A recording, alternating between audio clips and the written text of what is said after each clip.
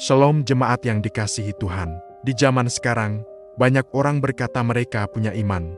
Tetapi pertanyaannya adalah, iman kepada siapa? Ada yang beriman pada kemampuan diri sendiri. Ada yang beriman pada uang dan jabatan. Ada yang beriman pada relasi atau koneksi.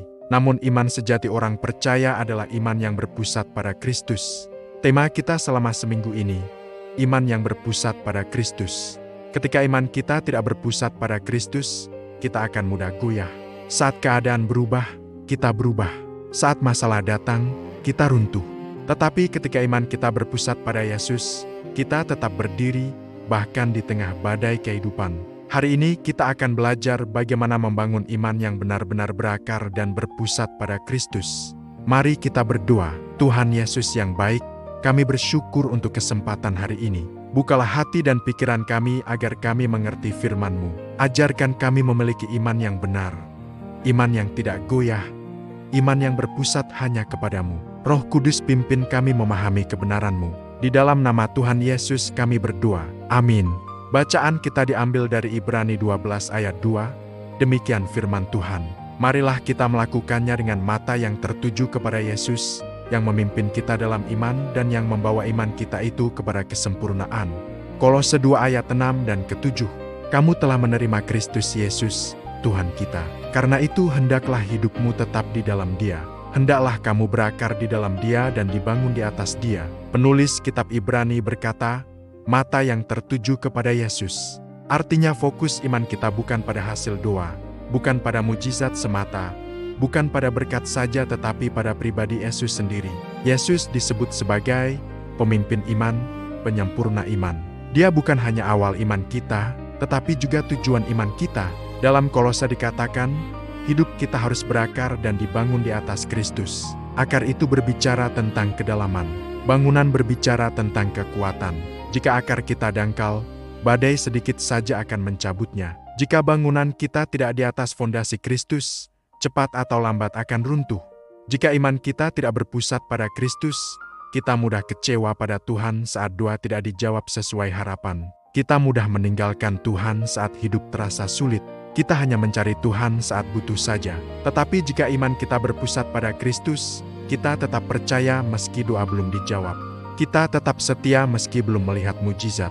Kita mengasihi Tuhan bukan karena berkat-Nya, tetapi karena pribadinya. Iman yang dewasa bukan iman yang bergantung pada situasi, tetapi iman yang melekat pada Kristus. Bagaimana membangun iman yang berpusat pada Kristus? Bangun hubungan pribadi dengan Yesus setiap hari.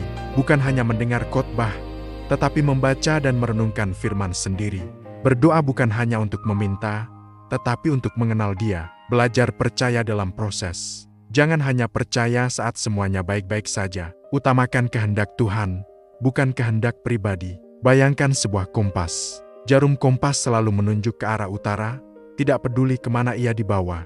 Demikian juga iman yang berpusat pada Kristus. Dalam keberhasilan atau kegagalan, dalam suka atau duka, hatinya tetap menunjuk kepada Yesus. Jika iman kita seperti kompas yang rusak, ia akan menunjuk kemana saja, ke arah uang, popularitas, validasi orang lain. Tetapi jika kompas hati kita terarah pada Kristus, kita tidak akan tersesat. Iman yang berpusat pada Kristus adalah iman yang tidak mudah goyah, tidak bergantung pada situasi, berakar dalam firman, bertumbuh dalam hubungan dengan Tuhan.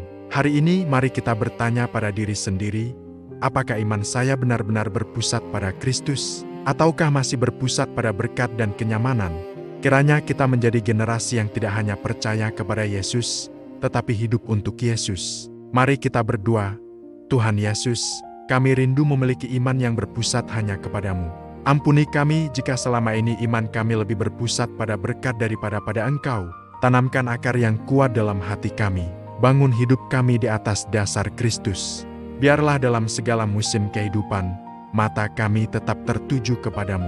Di dalam nama Tuhan Yesus kami berdoa. Amin. Mari kita berdoa seperti yang diajarkan Tuhan Yesus. Bapa kami yang di sorga, dikuduskanlah namamu, datanglah kerajaan-Mu. Jadilah kehendak-Mu di bumi seperti di sorga. Berikanlah kami pada hari ini makanan kami yang secukupnya, dan ampunilah kami akan kesalahan kami, seperti kami juga mengampuni orang yang bersalah kepada kami. Dan janganlah membawa kami ke dalam pencobaan, tetapi lepaskanlah kami dari yang jahat. Karena Engkaulah yang mempunyai kerajaan dan kuasa dan kemuliaan sampai selama-lamanya. Amin. Terimalah berkat Tuhan. Tuhan memberkati engkau dan melindungi engkau. Tuhan menyinari engkau dengan wajah-Nya dan memberi engkau kasih karunia. Tuhan menghadapkan wajah-Nya kepadamu dan memberi engkau damai sejahtera. Amin. Jangan bangun hidupmu di atas emosi. Jangan bangun imanmu di atas keadaan. Bangunlah hidupmu di atas Kristus, batu karang yang teguh. Jika Kristus menjadi pusat hidupmu, badai tidak akan menghancurkanmu. Yes, amin.